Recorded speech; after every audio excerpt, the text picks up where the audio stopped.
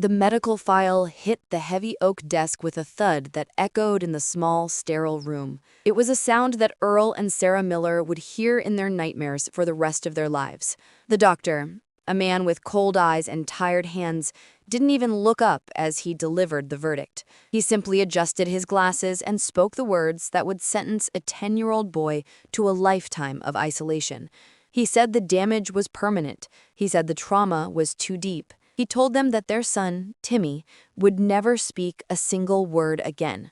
It was August 14th, 1971. In those days, medical science wasn't what it is today. There were no specialists for the kind of silence that had taken hold of Timmy. There was just a label. They called him mute. They called him broken. For his mother and father, holding each other in that cold office, hope felt like a candle that had burned all the way down to the wick, leaving nothing but smoke. But what that doctor didn't know, and what the medical textbooks couldn't explain, was the power of a miracle. He didn't know that on a hot, sticky night in Arkansas, under the glare of stage lights and amidst the roar of 15,000 people, that diagnosis would be shattered. He didn't know that the man in black, Johnny Cash, was about to walk into Timmy's life. This is not just a story about a concert. It is not just a story about a celebrity meeting a fan. This is the untold story of the night Johnny Cash stopped the music, defied the authorities, and proved that sometimes the only medicine that works is a little bit of compassion and a whole lot of faith. This is the story of the silence that broke the world's heart. To understand why that night was so important, you first have to understand the man standing center stage. Most folks know Johnny Cash as the legend. They know him for the Ring of Fire. They know him for the concerts at Folsom Prison and San Quentin. They know the voice, that deep baritone that sounds like it was carved out of the bedrock of America itself. They know the line, "Hello, I'm Johnny Cash." He was the hard face of the country. He was the rebel who showed the middle finger to the establishment. He was the voice for the prisoner, the poor, and the beaten down. But there was another side to Johnny that the record labels didn't want you to see, and that the magazines didn't talk about. Back in the early 1970s, Johnny was fighting a war inside his own soul. He was clawing his way out of a personal hell. Years of addiction to amphetamines and barbiturates had taken their toll. His body was weak, even if his voice was strong. He carried the heavy burden of a broken past and the haunting guilt of losing his brother Jack when they were just children. Johnny always asked God why he had survived when his angelic brother had died. He lived with a shadow over his heart. Maybe that is why he always stood with the losers. Maybe that is why he felt so comfortable in prisons. He didn't wear black because it was fashionable. He wore it, as he said in his song, for the poor and the beaten down, for the prisoner who has long paid for his crime. He wore it for the people who never saw the light. And that is exactly where our story truly begins, in the shadows, in a small, weather-beaten house on the poor side of Little Rock, Arkansas. The Miller family lived a hard life. Earl Miller was a coal miner, a man who spent his days in the dark so his family could see the sun. His hands were rough, permanently stained with the dust of the earth. His wife, Sarah, was a woman of immense faith, but even her faith was being tested. They were good people, hard-working people, but life had dealt them a cruel hand. Timmy had been a normal, happy baby. He used to laugh, he used to cry, but when he was 3 years old, a fever swept through his small body like wildfire. For 3 days, he burned with heat. When the fever finally broke, something in Timmy had broken too. The laughter stopped, the crying stopped, the words stopped. For 7 long years, the Miller house was silent. Timmy lived in a world of his own, trapped behind a wall of glass that no one could break. He didn't play with other children. He didn't look people in the eye. He just sat by the window, watching the world go by, a prisoner in his own mind. The neighbors whispered. They called him slow. They called him damaged. Earl and Sarah tried everything. They spent every penny they had on doctors, on therapies, on prayers, but the answer was always the same: silence. Except for one thing, one very specific, very strange thing: There was an old, battered radio in the kitchen. It was missing a knob and the reception was fuzzy, but it was the heart of the home. And whenever that radio played the deep, rhythmic sound of a boom-chicka-boom guitar, whenever the voice of the man in black came through the speaker singing, "I Walked the Line," something changed. Timmy would turn his head. A light would flicker in his dull eyes. He would rock back and forth to the rhythm. He would go to the radio and press his ear against the speaker, as if he was trying to climb inside the music. That voice, that deep, sorrowful, powerful voice of Johnny Cash, was the only key that fit the lock of Timmy's silent world. Earl saw this. He watched his son come alive only for Johnny Cash. And one night, after a long shift at the mine, covered in soot and exhaustion, Earl made a vow to his wife. He slammed his hand on the kitchen table and said, "I am going to get my boy to that man. I don't care what it costs. I don't care how hard it is. Timmy needs to see him." The opportunity came in the summer of 1971. It was announced on the radio that Johnny Cash was coming to Little Rock for a massive homecoming show at the Barton Coliseum. The city went wild. Johnny was at the peak of his fame. He had his own TV show. He was selling out arenas faster than the Beatles. Tickets for the show were gone in minutes. It was impossible to get a seat. Scalpers on the street were selling tickets for $50, which was more than a man like Earl made in a week. But a father's love is a powerful force. Earl stopped eating lunch. He walked to work instead of taking the bus to save pennies. He worked double shifts, risking his health in the deep mines. And when that wasn't enough, he took the gold wedding band off his finger, the one Sarah had given him 15 years ago, and he walked into a pawn shop. He walked out with 3 tickets. And not just any tickets. These were for the 3rd row, right in the front, close enough to see the sweat on Johnny's brow, close enough to feel the vibration of the speakers. When the day of the concert finally arrived, the heat in Arkansas was oppressive.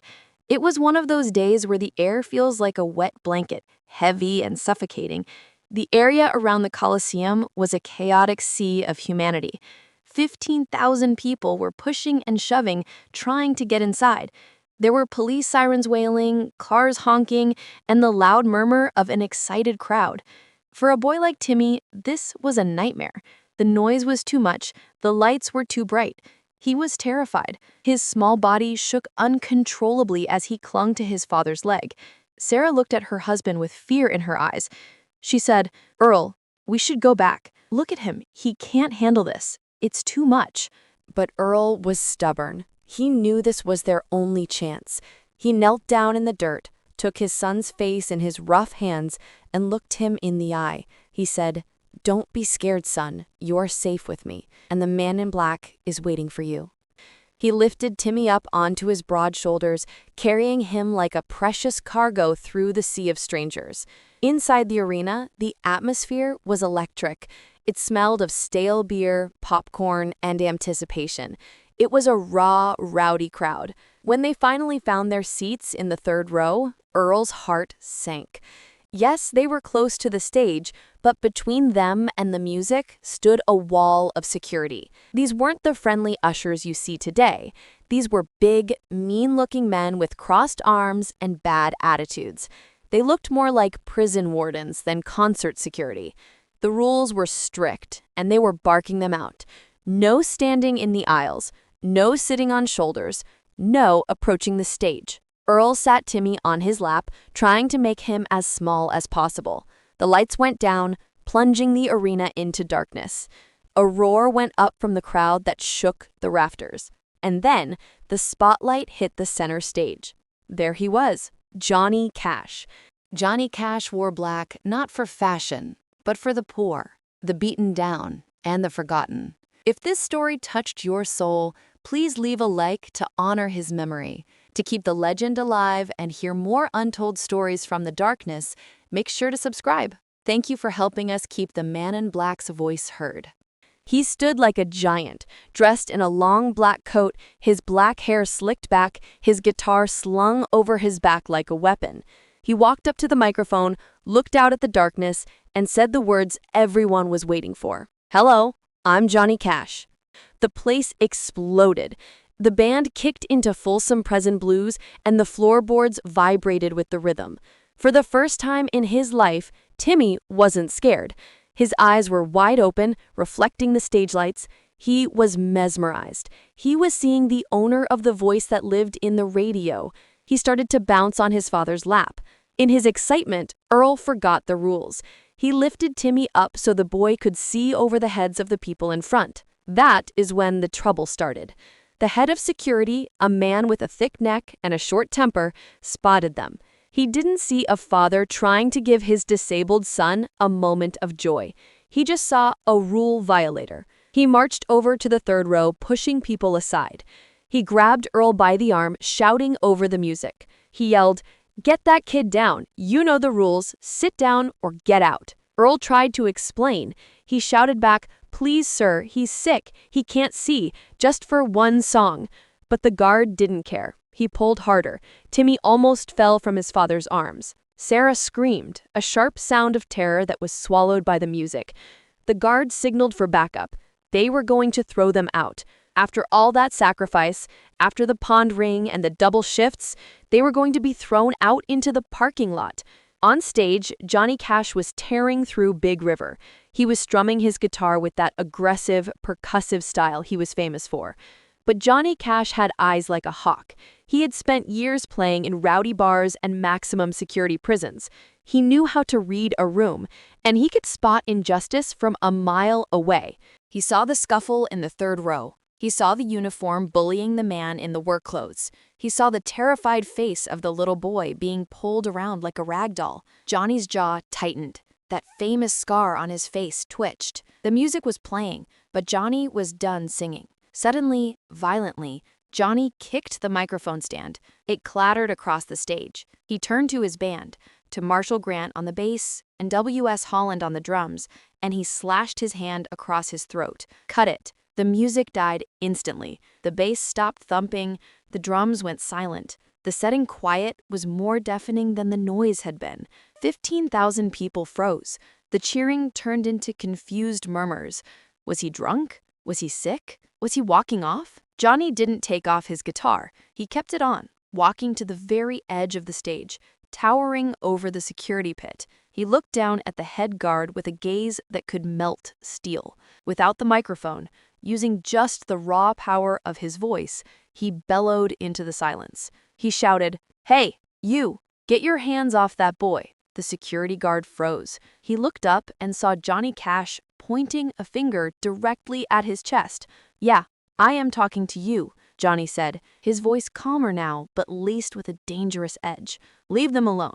And that boy, bring him to me." The crowd started to cheer, sensing a moment, but Johnny raised a hand to silence them. He wasn't doing this for applause. He was serious. The guard, realizing he was the villain in this story, backed away in shame. Earl, shaking with adrenaline, carried Timmy right up to the stage barrier. Johnny Cash, all 6'2" of him, did something that no one expected. He got down on his knees. He lowered himself to the dusty floor of the stage so he could be eye to eye with the boy. He reached out that big, rough hand, a hand that had picked cotton and played chords for decades, and he took Timmy's small, trembling hand. Someone from the crew handed Johnny a microphone. He held it gently. The entire arena was holding its breath. You could hear a pin drop. Johnny asked softly, "What is your name, son?" Silence. Timmy just stared. His mouth opened slightly, but no sound came out. The seconds ticked by. The tension was unbearable. Earl looked up at the legend, tears streaming down his face, cutting paths through the coal dust he hadn't been able to wash off. He shouted out, "Mr. Cash!" "He can't speak. My boy is mute. He hasn't spoken in years." A gasp went through the arena. 15,000 people felt the weight of that father's pain. Sarah buried her face in her hands, unable to watch. Johnny paused. He didn't look away. He didn't look disappointed. He tilted his head as if he expected that answer, as if he understood silence better than anyone else in that room. Johnny had known silence in the solitary confinement of jails. He had known the silence of withdrawal. He brought the microphone to his lips and whispered, "Can't speak, huh? That is all right, son. Sometimes I don't want to talk either. Sometimes this world is just too loud, isn't it? I understand." Timmy's eyes filled with tears. It was the first time in his life that someone didn't ask him why. It was the first time someone didn't look at him with pity, but with understanding. Johnny reached into his pocket. He pulled out his favorite guitar pick. It was black, with his signature stamped in gold letters. He held it up. He said, "You see this? This pick has seen a lot of songs. It has seen a lot of pain, but it never quit. I want you to have it." He pressed the pick into Timmy's palm. Timmy closed his fingers around it tight, holding onto it like a lifeline. Then Johnny looked backstage. He caught the eye of his wife, June Carter. She knew him better than anyone. She knew exactly what he was thinking. She grabbed her auto harp and ran onto the stage, kneeling beside him. Johnny started humming. He didn't ask the band to play. He just used his voice to create a rhythm. It was the melody, Daddy Sang Bass. It was a song about family, about overcoming hard times, about meeting again in the sky. Daddy sang bass. Mama sang tenor. Johnny sang the words softly, directly to Timmy. He stopped and looked at the boy. "Do you know this one, Timmy?" Timmy nodded. He knew it. He had listened to it 1,000 times on that old kitchen radio. Johnny smiled. "You want to help me sing it? Just from your heart. Don't worry about the sound. Just let it out."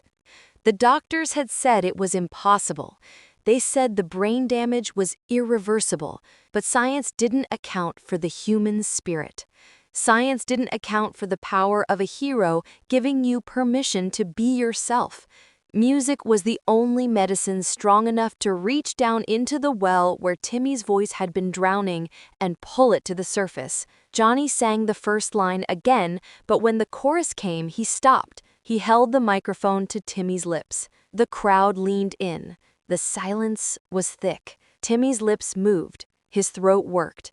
A rusty, squeaky sound tried to come out, like a gate that hadn't been open in a century. And then it happened. A small, shaky, high-pitched voice echoed through the massive speakers. "Me and little brother." The arena froze. Time stopped. Johnny smiled, a real bright smile that lit up his dark features. He nodded encouragingly. "Keep going, son," he whispered. "You are not alone." Timmy, fueled by the look in Johnny's eyes, closed his own eyes and let it out. "We'll join right in there." And then Johnny joined him. That deep, rolling bass voice wrapped around the boy's tiny, fragile soprano like a warm blanket, protecting it, lifting it up. "Singing in the sky, Lord, in the sky." Barton Coliseum erupted. It wasn't just applause. It was a release. Grown men in cowboy hats were openly weeping. Women were hugging strangers. The security guard who had tried to kick them out was wiping his eyes with his sleeve, looking down at his boots in shame and awe. When the song ended, Johnny didn't just walk away. He reached down and lifted Timmy up. He held him high in the air, right there in the spotlight, like he was holding a championship trophy. He shouted into the mic, his voice shaking with emotion, "Ladies and gentlemen, I ain't the star tonight. Tonight belongs to Timmy Miller." No one really remembers how the rest of the concert went. It didn't matter. The set list didn't matter. The lights didn't matter. Why did Johnny do it? Why did he stop a massive production for one unknown kid? Because Johnny Cash saw himself in Timmy. When his brother died, Johnny felt worthless. He felt unheard. He felt like he didn't deserve to be here. By giving Timmy his voice back, Johnny was healing his own heart. That was the magic of the man in black. He stood at the top of the world, but he never forgot what it looked like from the bottom. After the show, Earl and Sarah were invited backstage. Johnny sat with Timmy for an hour. He didn't preach to him. He just talked to him. And Timmy talked back. The dam had broken. The fear was gone. Earl Miller called it the Johnny touch. He said that night didn't just save his son's voice, it saved his son's life. Timmy Miller grew up. He lived a full life. He got married, had children of his own, and every Sunday in a small church in Arkansas, he sang in the choir. He sang loud and he sang proud. And every time he opened his mouth, he remembered the smell of the stage, the heat of the lights, and the man who told him it was okay to speak. Johnny Cash left this world in 2003. But stories like this remind us that he left behind more than just records. He left behind a legacy of radical compassion. He reminds us that sometimes the world is too loud. Sometimes we all feel like we are mute, unheard, and pushed aside by the security guards of life. But we must remember that everyone has a voice. Sometimes all a person needs is for someone to stop the music, kneel down, look them in the eye, and say, "I see you." If this story touched your heart, if you believe in the power of second chances and the spirit of the man in black, please take a moment to hit that like button. It helps us share these stories with more people who need a little hope. And if you want to hear more untold stories about the legends of music, about the sinners who became saints, and the moments that changed history, make sure you subscribe and turn on notifications. We have many more secrets to uncover. Until next time, keep walking the line.